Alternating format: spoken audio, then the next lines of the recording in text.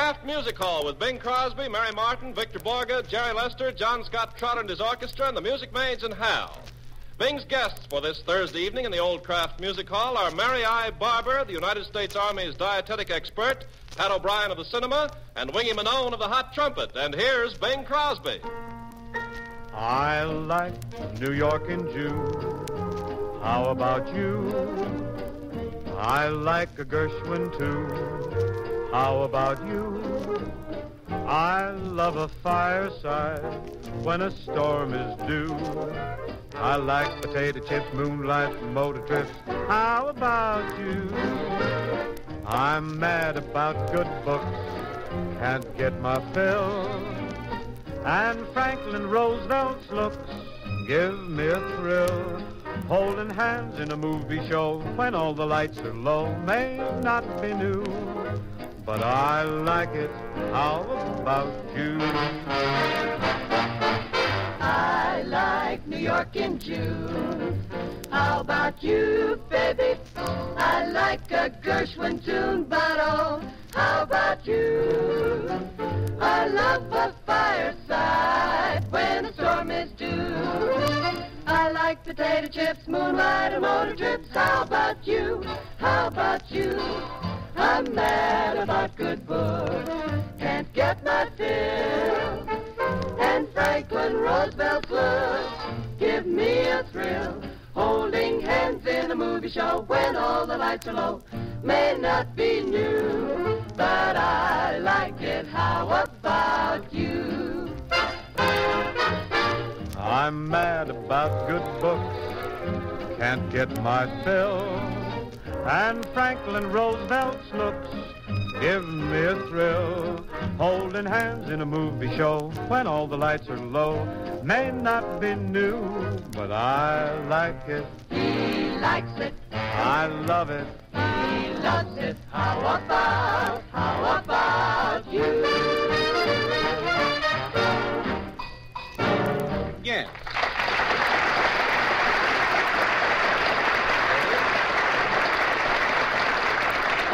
It's become more or less traditional for our friend Pat O'Brien to join us here in the old Kraft Music Hall on the closest Thursday we can find to St. Patrick's Day.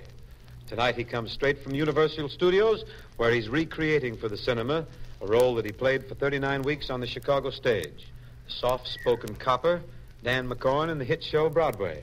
This characterization of Pat O'Brien's is a soft-spoken, slightly sarcastic, thoroughly imperturbable Irishman who, even under the most aggravating circumstances, never loses his disarming calm. For example, there was the time that he was assigned to the Bureau of Motor Vehicles and tried to teach a low-geared mister and his backseat missus how to operate their newly acquired jalopy. Before stepping into the car, he said, Now, before starting this lesson, suppose you tell me what kind of a driver you'd like to be. Well, is there more than one kind, officer? Sure. Careful drivers, and then there are Los Angeles drivers.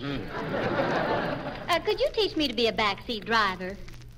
You look as if you had a natural talent for it. Come on, get in. First thing you do is step on the starter. Oh, yeah, the starter. All right, let's see. Where would the starter be? Oh, don't tell me now. I know it's, I'm sure the salesman said there was a starter on this thing. While he's looking, officer, tell me, where did you learn to drive? It was about 15 years ago, madam, on the Burma Road. My, how romantic. I didn't know there was a Burma Road 15 years ago. Oh, yeah, sure. They had those little signs along the highways for years.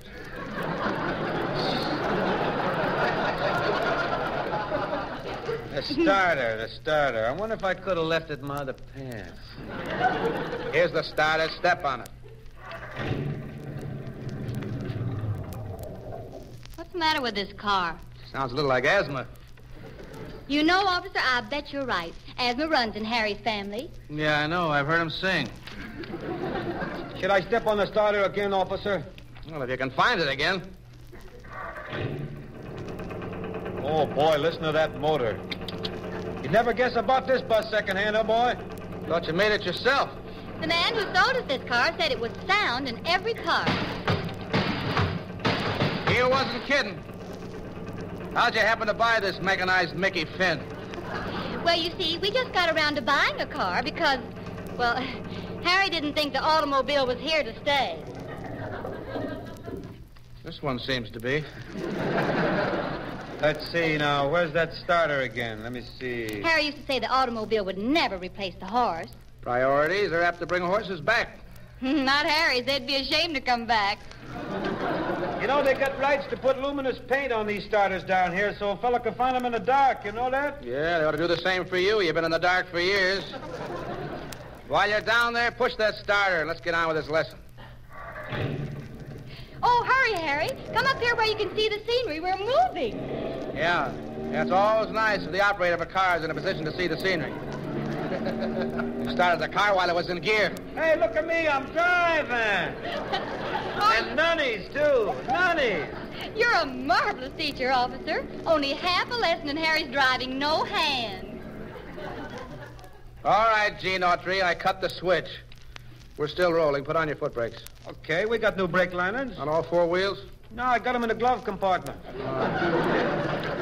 Good idea. They last longer. Yeah. See, Harry, isn't that just what I told you? Would you believe it, officer? The man wanted $50 to put those brake linings on the wheels, and I just said to Harry, I said, now you wait till you learn to drive this car before you spend another penny on it. Mm-hmm. Well, step on the brake anyway and see what happens.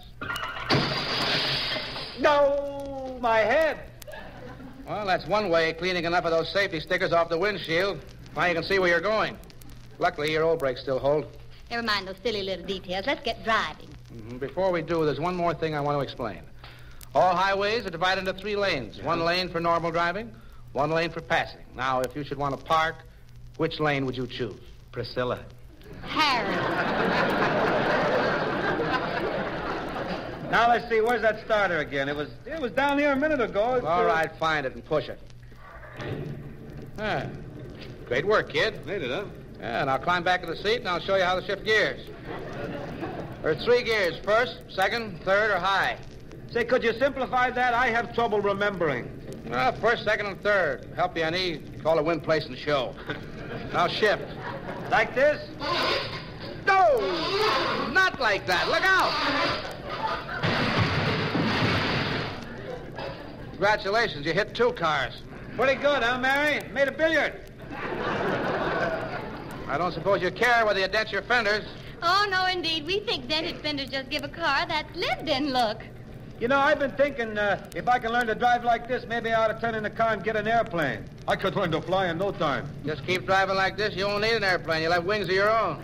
Tell me, officer, how long will it be before Harry gets his driver's license? I'm going to put a recommendation in the first thing in the morning. Oh, a recommendation to the License Bureau to hurry me license? No, to Leon Henderson to hurry and take away your tires. Yeah, but that would leave me having to walk in the St. Patrick's Day parade. Well, if there was anything better way to parade on St. Patrick's Day than a walk, is there any way to better on foot and singing an Irish song? An Irish song, is it, huh? And would you care to hear one, me mother? Her who was Katie Harrigan taught me? 3 years ago this very night, I left the port of Cork. If that's the way you're going to sing it, you better not go back. Is that so? I got that version straight from the Harrigan side of me family. Uh-huh. Well, my mother was a McGovern, and she tells me it goes like this. Let me hear it. 3 years ago this very day, I left the port of Cork, and on a ship from Old Aaron's I landed in New York, without a friend to meet me there, and a stranger on the shore. But I wore an honest Irish heart, and fortune came galore. Shake hands with your Uncle Mike, my boy, shake hands with your sister Kate. Here we go. Sure, this is the one you used to swing down in the garden gate. Shake hands with all the neighbors and kiss the colleens all. You're as welcome as the flowers in May that bloom in Donegal. There came Rannigan, Flanagan, Milligan, Gilligan, Duffy, McCuffy, Malarkey, Mahone. Rafferty, Lafferty, Donnelly, Connolly, Dooley, O'Hooley, Muldooney, Malone. Madigan, Cadigan, Lanahan, Flanagan, Fagan, O'Hagan, O'Hooligan, Flynn. Say, whatever happened to Riley? If Riley can't rhyme, he can't be in it. You're as welcome as the flowers in May in dear old Donegal.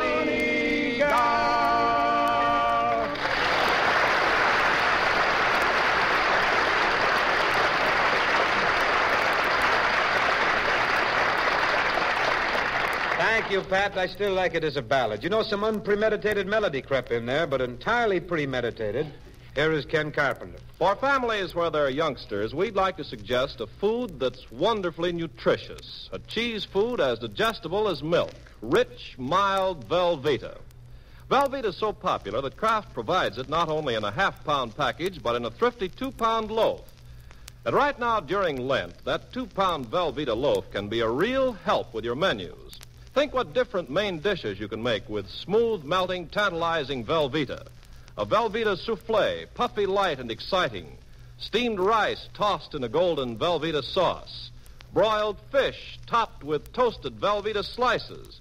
Well, I could go on, but I want to remind you, particularly you mothers, about Velveeta's special nutritional advantage. This cheese food helps supply milk protein, milk minerals, vitamin A, and vitamin G. All cheese is fine, nutritious food, of course. And we stress this right now because this week is Cheese Week. So tomorrow at your food dealers, get Velveeta and stock up, too, on all the other Kraft varieties your family enjoys so much.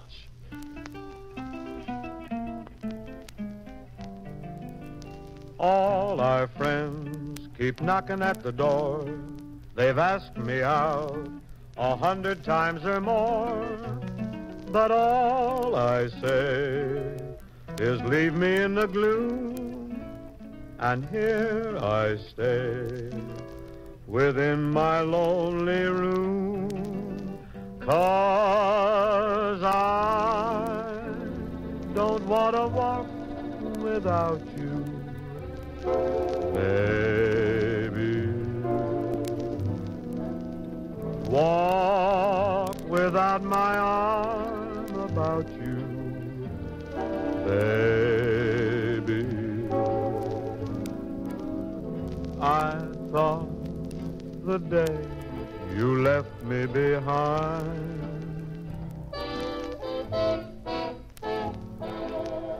I'd take a stroll and get you right off my mind. But now I find that I don't want to walk without the sunshine. Why'd you have to turn off all that sunshine? Oh, baby, please come back, or you'll break my heart for me. 'Cause I don't want to walk without you, no, siree.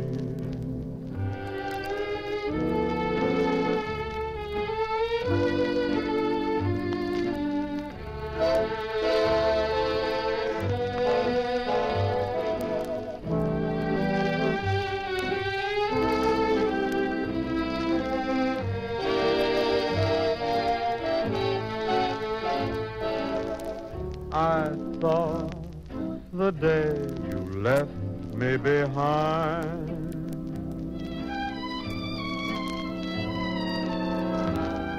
I'd take a stroll and get you right off my mind. But now I find that I don't want to walk without the sunshine.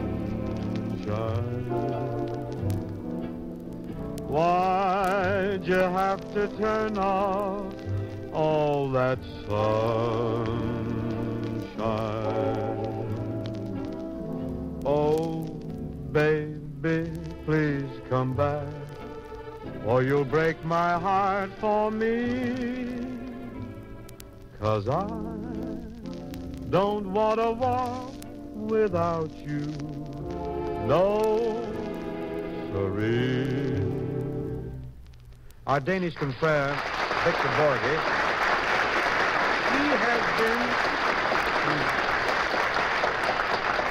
Our Danish confrere, Victor Borge, has been investigating the source of inspiration responsible for many of our most beloved compositions. This evening, we hear his findings. Expound, Victor. Yes, Bing, you know Paderewski? Paderewski. What do you call him? I call him Paderewski. What do you call him? I call him Pada whatever you say, Ski. Good. He was sitting in his garden, and he saw a little mosquito, you know. See? And then he got the inspiration for the little famous minuet when he tried to catch this little mosquito.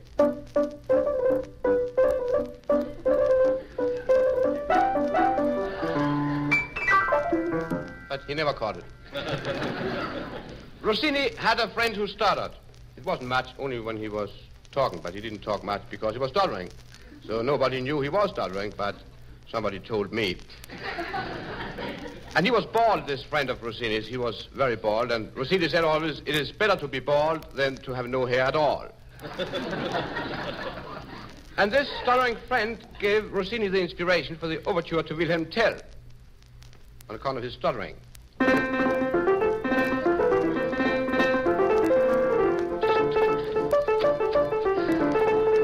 But later on, he died. A famous composer went to the opera to see a ballet, and one of the dancers had a terrible hiccup. It was very annoying, and the composer felt very sorry for her. So he went home and composed a little piece of music for her for the next time she had this terrible hiccup, so nobody would see or hear anything. And here's a little piece she danced to.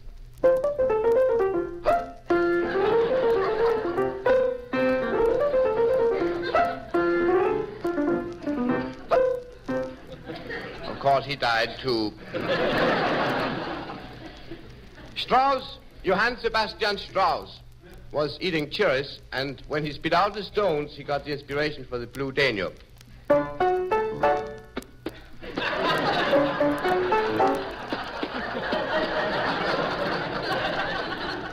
But he'll never die. Beethoven wrote 9 symphonies. You know that, Bing? 9, yes. Do you know how he got the inspiration for the 9? Love to hear. Oh, it's very simple. You see, he has written 8, and he wanted to write 1 more.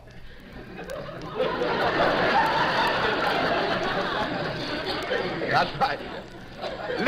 Franz Liszt was invited to a very fine party, and on his way there he got the inspiration for the 2nd Hungarian Rhapsody, number 2. Either of them. And he was so excited, so he rushed to the piano and tried his composition out, but he couldn't play because all the other guests came to him to shake hands with him. He was so famous. And that's the reason why he had to compose those intermissions in the beginning of the 2nd Rhapsody. That's why it is like this.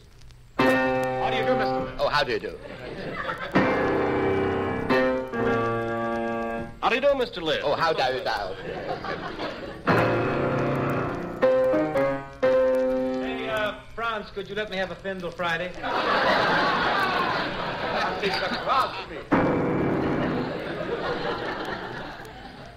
And later on, he got something to eat and drink. He got most to drink because he wasn't very hungry. And that's why he composed Further Away this way.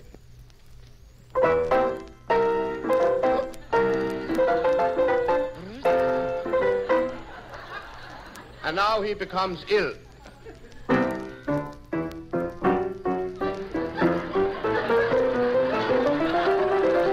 Pardon me.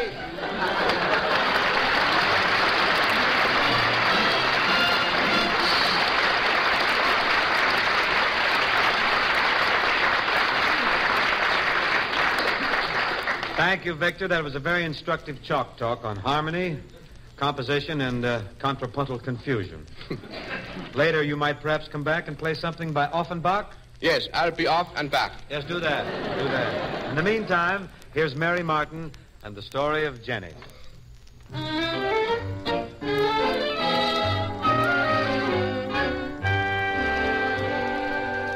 There once was a girl named Jenny, whose virtues were varied and many, excepting that she was inclined always to make up her mind. And Jenny points a moral with which you cannot quarrel, as you will find. Jenny made her mind up when she was 3. She herself was going to trim the Christmas tree. Christmas Eve she lit the candles, tossed the tapers away. Little Jenny was an orphan on Christmas Day. Poor Jenny, bright as a penny, her equal would be hard to find. She lost one dad and mother, a sister and a brother, but she would make up her mind. Jenny made her mind up when she was 12 that into foreign languages she would delve. But at 17 to Vassar, it was quite a blow that in 27 languages she couldn't say no. Jenny made her mind up at 22. To get herself a husband was the thing to do. She got herself all dolled up in her satins and furs, and she got herself a husband, but he wasn't hers. Poor Jenny, poor Jenny, her equal would be hard to find.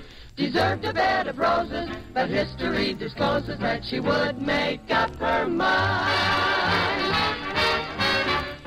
Jenny made her mind up at 39. She would take a trip to the Argentine. She was only on vacation, but the Latins agreed. Jenny was the one who started the good neighbor policy. Jenny made her mind up at 75. She would live to be the oldest woman alive. But gin and rum and destiny play funny tricks, and poor Jenny kicks the bucket at 76.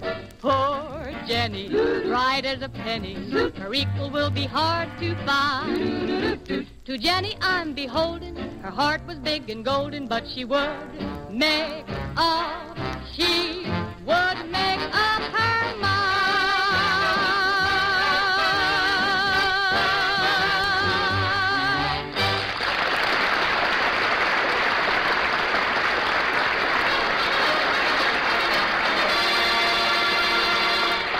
Time marches back. 1856. Franklin Pierce is President of the United States. 1856. The accordion has just been patented and is squeezed into many orchestras. 1856. Tom Thumb is starring in P.T. Barnum's production, Dread or the Dismal Swamp. 1856, when women were saying... Say, Harry, what's this mean? What's what mean? What it says here in the newspaper. Can you read it? Of course I can read it. And why don't you know what it means? Well, because it says here that in Pittsburgh, they've organized something called a Republican Party. What's hard to understand about that? Well, you don't mean to say they're going to run a candidate against the Democrats. Oh, why not? The American Party does. I know, but will this Republican Party get any votes? They sure will if the Democrats renominate President Pierce. Will they? Well, if they asked me, I'd tell them James Buchanan was the only man who could win. How do you know? You wait to see if James Buchanan isn't elected president in 1856. Honest, Harry, you know everything. Yeah. Say, you heard that new tune that's just come out? Who wrote it? A young Ohio boy. He goes to Otterbein College in Waterville, Ohio. Was it a college tune? No. It seems to be about two slaves who loved each other until they took one of them away. And a song like that was written by a college boy? Mm-hmm. Can you beat that? A sophomore named Benjamin R. Hanby. The song goes something like this. There's a low green valley on the old Kentucky shore where I've whiled many happy hours away, a-sittin' and a-singin' by the little cottage door where lived my darling Nellie Gray. Oh, my poor Nellie Gray, they have taken you away, and I'll never see my darling anymore. I'm sitting by the river and I'm weeping all the day, for you've gone from the old Kentucky shore.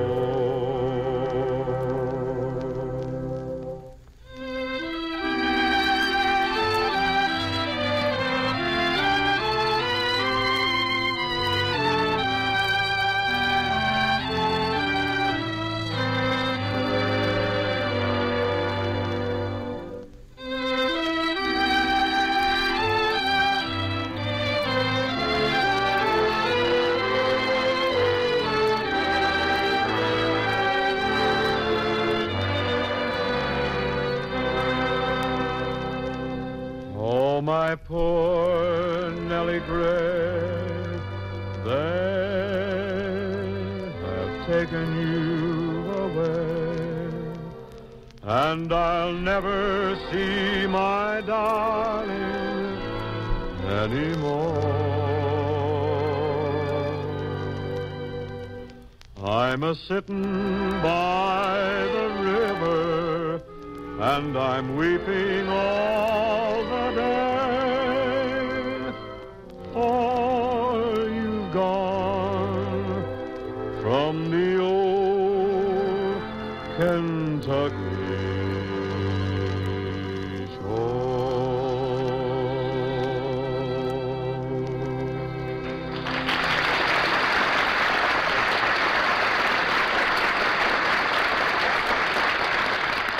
March 16th will be the 75th anniversary of Benjamin R. Hanby's death.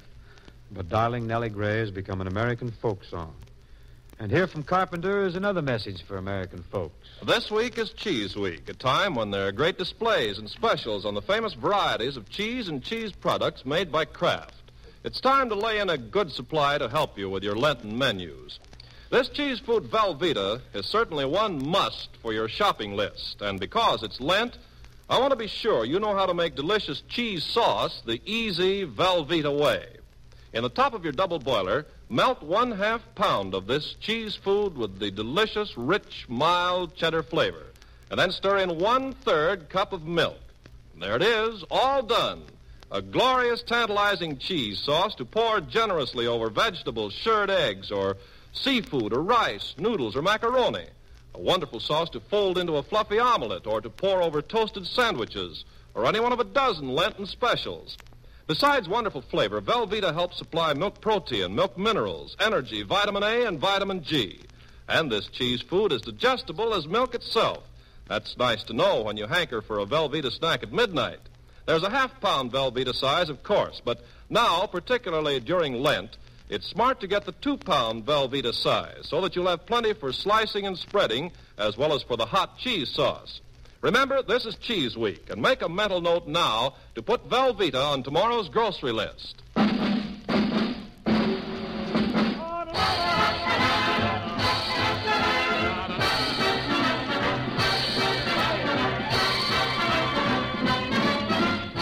Dr. Crosby, Yeah. Do you know why I think Deep in the Heart of Texas is such a hit tune? Oh, the publisher will tremble to hear you say that. No, just That's a the knock. same. That'll put the salt on I the know, salt. though. You know what they really like What about is it? What do you it's think? that clapping, that...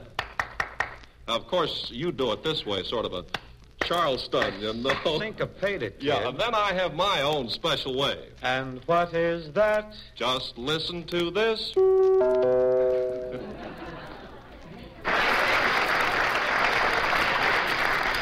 Wingy Manone is, as all of our clients surely must know, he's the trumpet virtuoso whose exploits have provided the wool for many a yarn spun here in the old Kraft Music Hall. The last time Jay Wingston was on the premises, we gave you a complete chronological report of the events leading up to his recent wedding. This evening, we bring you the complete story of how he prepared himself, his background, his schooling, his rigid upbringing. The complete, uncut, unabridged version, exactly as rejected by Sinless Passion magazine.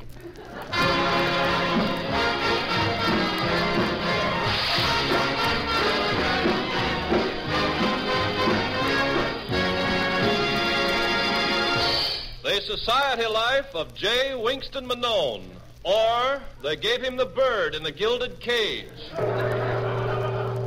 While other children of his set were born with silver spoons in their mouths, Wingston was born with a cornet mouthpiece, brass. At the early age of 6, his father called Wingston aside and he said, "See here, Nipper, it's time I prepared you for your place among the 400. You're familiar, of course, with the 400. That's what you take off for each dependent. Wingston, in speaking of the 400, I am referring to the Society Dowagers. You mean them barrage balloons and strapless evening gowns?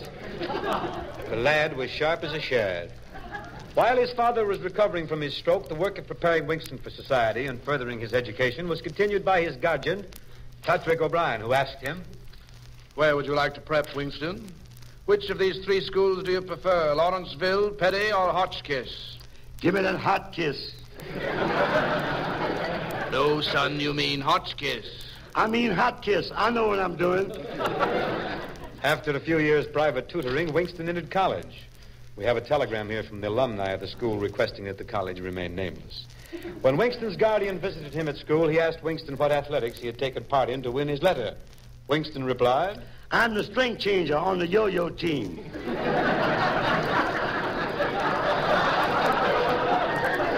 It was here at college that Winston met a splendid fellow, one Heathcliff Carpenter.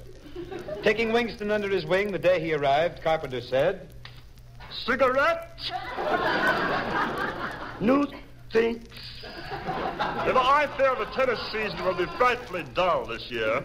Father is plowing up the court to plant potatoes. Gad, you're deadly smelly. I do hope you have the proper toggery for the quad, Manone. White flannels are positively a de rigueur. And turtlenecks are definitely coming in. By the way, Manone, what do you think of turtlenecks? I don't know. I never necked a turtle. Jolly fun. You must try it sometime. By the way, have you ever shot grouse in Scotland? No, but I shot craps in Philadelphia. Yes, I've heard that you come from a long line of Manones with the bones. Of course, you're coming to the Tate Ensemble with sewing in the summer house tomorrow. Sandra Shushnik will be there. However, does she look? Terrible. She's improved. Winston attended the tea dansant that weekend and danced with Sandra. While they were jitterbugging one number, Winston spun her around and failed to catch her hand. She was out of print for 15 years. It was at this party that Winston met Sharon Martin, society's #1 glamour girl. Bowing politely, Winston graciously invited her to dance, saying, Hiya, squirrel, let's twirl. Ooh, a Harvard man. Are you jesting? Any resemblance between me and a Harvard man is purely coincidental. I've never seen you before, but you must have been away a long time and suffered much. That haggard look, the gray about your temples. I'm resigned to the onslaught of the years. Carpenter tells me our birthdays are on the same day. Would you be interested in a joint celebration? That depends on the joint. It's next Saturday. I'm having my coming out party. Sorry, that's the day another friend of mine is having a coming out party. Mine will be at the Ambassador. His will be at Alcatraz. Oh, then why don't we have a little get-together of our own on Friday? We can have dinner at the Waldorf, and then we can go dancing on the roof. Not me. The last time I went dancing on the roof, I got choked by a clothesline.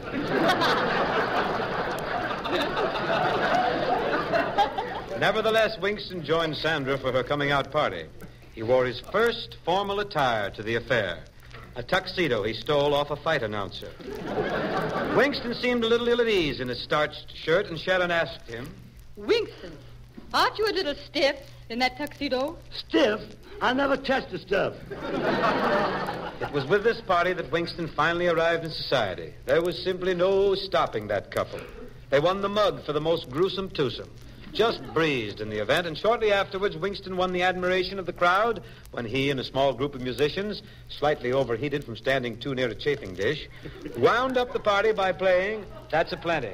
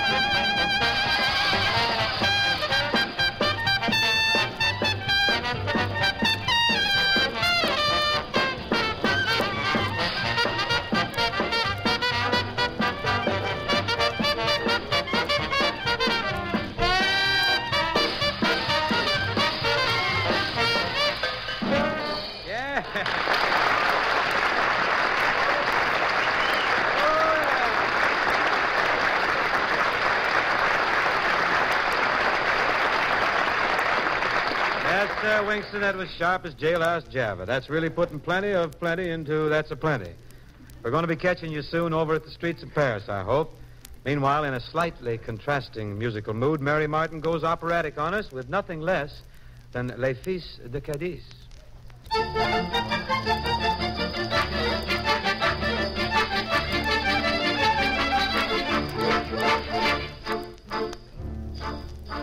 Nu vill jag dra la toro, tua gassa tua fieta.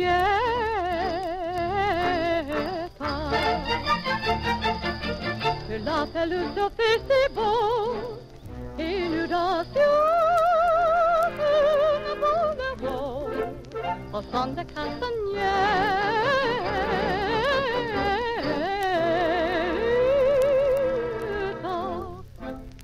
Dites-moi, voisin, si j'ai bon ami, et si ma baskine va bien ce matin, vous me trouvez le taille fine, vous me trouvez le taille fine.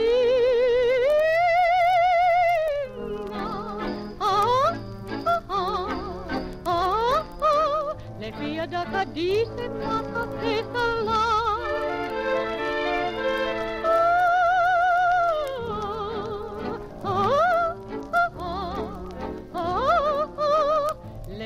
Da dice matacisa dara da da da da da da da. The three young fillies from Cadiz are really very ordinary hicks. They never do you wrong. The three young fillies from Cadiz are just a trio from the sticks who love to roll their eyes at city guys and harmonize a boogie-woogie song. Oh, they can sing it up and they can sing it down. They can kick a song around and send it out of town. You never heard a trumpet wah-wah any better than their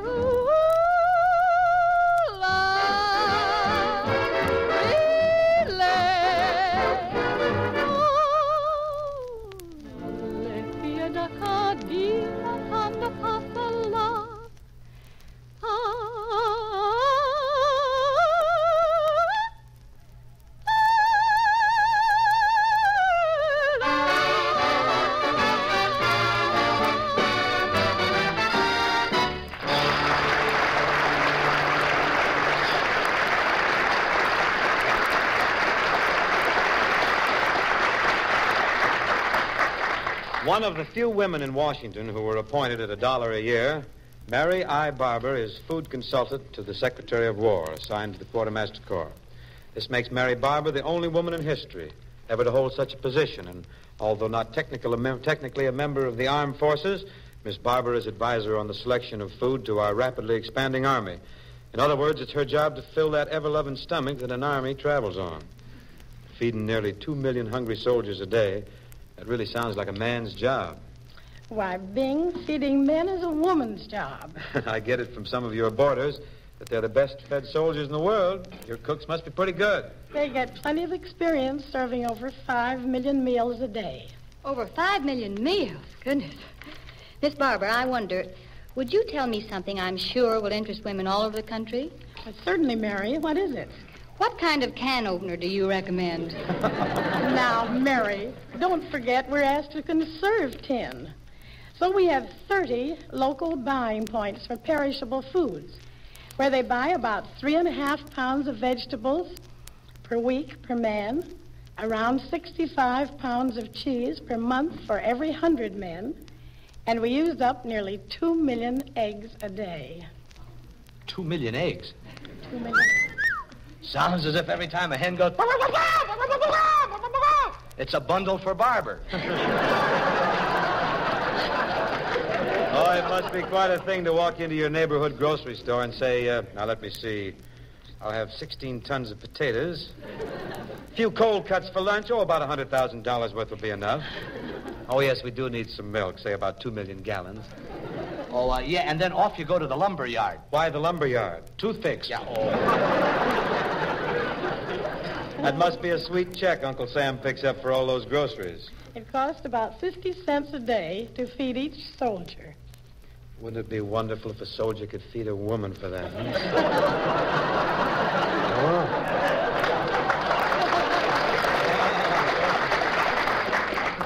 Tell me, how does the Quartermaster Corps manage to prepare menus for so many different camps and still stay within its budget? Oh, Mother O'Brien, the little homemaker. Well, we send a master menu to all the camps about 2 months in advance. If they followed our suggestions, today's dinner would started with barley soup and crackers, then roast veal or beef, mashed potatoes and gravy, buttered peas, and lettuce with mayonnaise dressing. For dessert, vanilla coconut pudding. And, of course, with the meal, plenty of bread, butter, and coffee, as with all Army dinners. That beats the businessman's lunch at my favorite drive-in. Well, we've had boys tell us that they didn't know what good food was until they got into the Army. I've heard men say they didn't know what good food was until they got married. Began to miss it.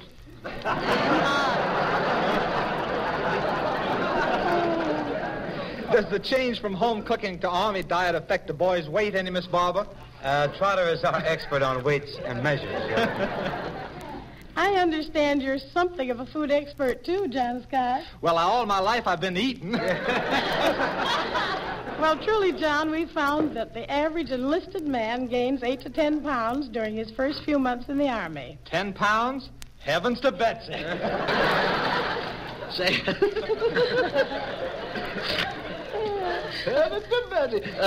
Speaking of cooking, Miss Barber, I suppose the soldiers have a favorite dish. Well, all men do, don't they, Jerry? For instance, what's your favorite dish? Lana Turner. You must pardon Jerry, Miss Barber. He has delusions of grandeur. Really, though, what's the soldier's favorite dish? Lana Turner. No, I mean victuals. Oh, well, they seem to prefer beef. Steak? Oh, yes, naturally. And next to steak, they like mashed potatoes. That's the best place for mashed potatoes. Miss Barber, with the Army spending so much time working out planned menus, do they approve of sending the boys extra food from home? Approve of it. We encourage it because the men like it. Although our soldiers eat better than 60% of the civilians in our country. Well, keep up the good work, Miss Barber. We have to, Bing. No matter how many meals you put into a soldier, there's always room for one more. That there is. And before we toss a salute to the feeding, clothing, and toting branch of the Army, the ever-loving Quartermaster Corps, is there anything special you'd like to say? Yes, Bing. I think every mother in America should know that if her son is in the United States Army, he is better fed than any other soldier in the world. We are keeping the pledge made to the American people by Major General Edmund B. Gregory, the Quartermaster General, when he said, "We will deliver the goods." No matter how large an army we build or to what part of the world our soldiers go, the quartermasters will be there to help keep them rolling to victory.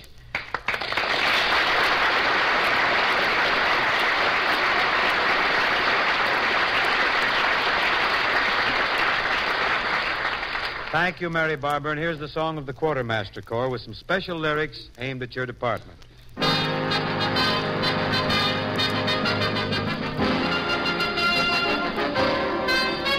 We're the gang that feeds the Army with their 3 square meals a day. When the routine tasks are over, we're still in there earning our pay. With the bacon, spuds, and beef stew, just like Mommy cooks for you. We'll beat the Nazis, Japanese, with vitamin B and calories from the Quartermaster Commissary store. We're the gang that keeps things moving at the front and post to post. When a soldier has tough going, we're the guys he needs the most. From the day he joins the Army till the time he's home once more. If he should have to shoot or ride, the guy who's fighting by his side, the Quartermaster Corps.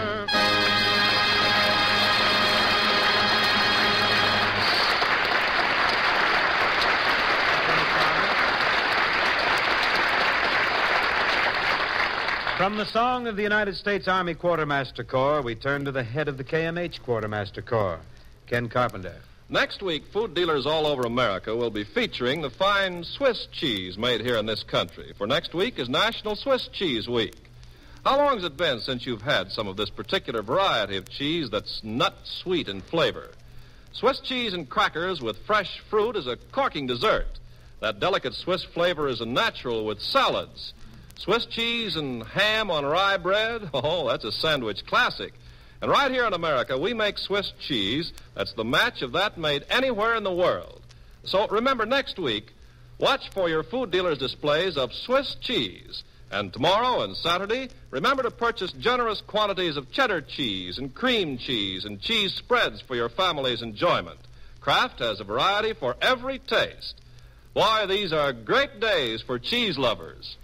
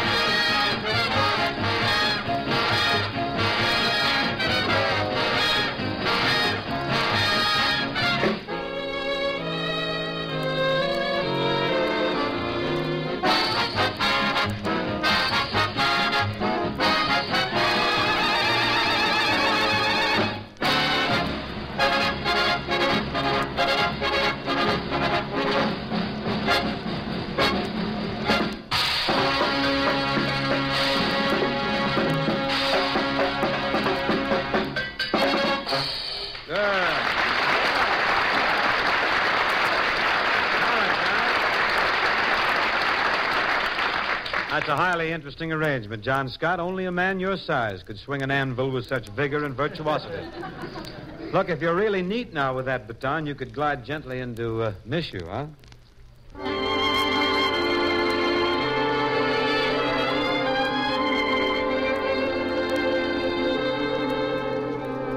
I miss you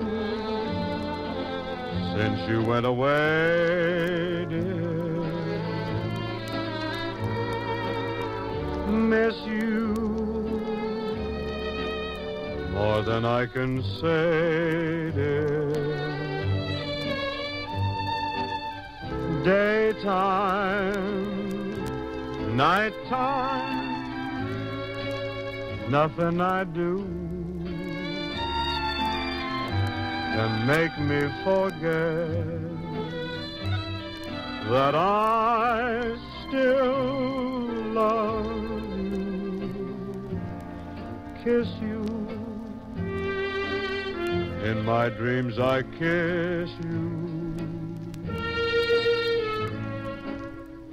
Whispering, darling, how I miss you. Tell me, do you ever miss me as I miss you? I miss you since you went away, dear. Miss you more than I can say, dear.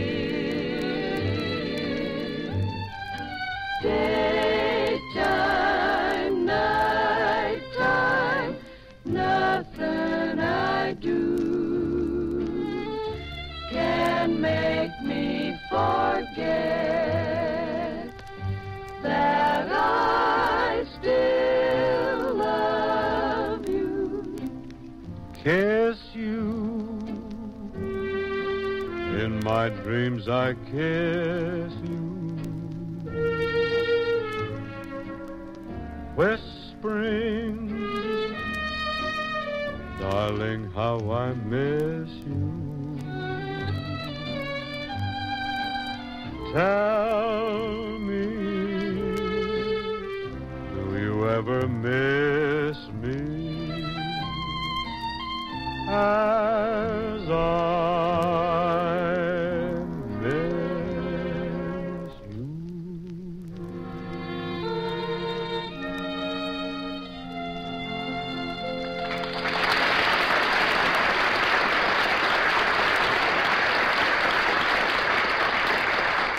But for a few very important words by Pat O'Brien, that's all we're going to get to in the Old Craft Music Hall this evening.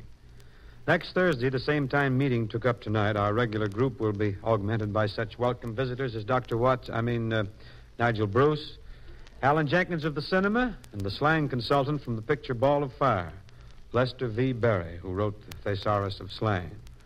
That's next Thursday evening in the Old Craft Music Hall. And until then, what's on your mind, Pat O'Brien? Well, nothing, Bing, that isn't in all of our hearts. The conviction, not the hope, not the prayer, the firm conviction the United Nations will be victorious. Must be victorious as long as we stick together. It was our own Benjamin Franklin who said, we must all hang together or assuredly we shall all hang separately. So buy bonds regularly, week after week. That's the finest way you have of showing your faith in your country and your country's friends. The United Nations all fighting for what the United States once won and wants to keep. You know what it is. You've said it over and over hundreds of times as you sang America. But we learned the words to America when we were very young. We didn't quite understand, and we learned them by rote. We rattled them off like, my country, 'tis the sweet land of liberty. Now let's stop and think about these words. Stop and think and say slowly to ourselves, my country, 'tis of thee, sweet land of liberty. Of thee I sing. Land where my fathers died, land of the pilgrim's pride from every mountainside. Let freedom ring.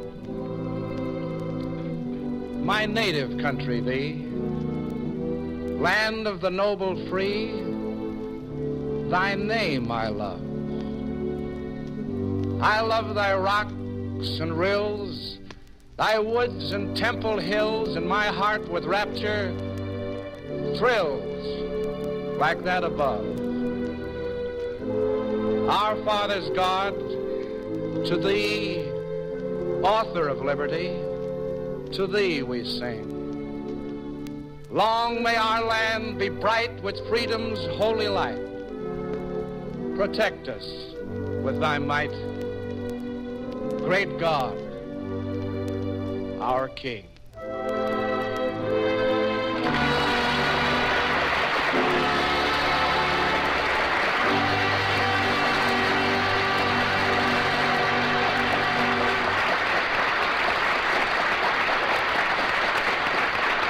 Tune in to Kraft Music Hall next week at this same time to hear Bing Crosby, Mary Martin, Victor Borge, Jerry Lester, John Scott Trotter and his orchestra, the Music Maids, and Hal, and Bing's special guests for that evening, Nigel Bruce, Alan Jenkins, and Lester V. Berry.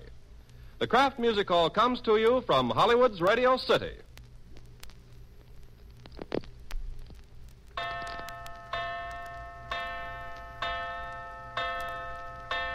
Goodness me, it's 6 o'clock. I worked at the first aid late. And dinner isn't started yet? I've a defense meeting at 8. Oh, we'll have dinner on the dot. Something, my pet, that will please. By chance it wouldn't be some more of that swell macaroni and cheese. You said it, my dear. Your guess is a winner. We'll have that marvelous, quick Kraft dinner. You bet it's a winner. Fluffy, tender macaroni drenched in rich cheese goodness. That's what you get in just 7 minutes cooking time with a package of Kraft dinner. One package serves 4, and all 4 will go for Kraft dinner. Get some tomorrow for quick meals. It's Kraft dinner. The Rudy Valley Seal Test program with John Barrymore and Joan Davis will follow immediately over most of these same stations. Johnny Fraser speaking from Hollywood. This is the National Broadcasting Company.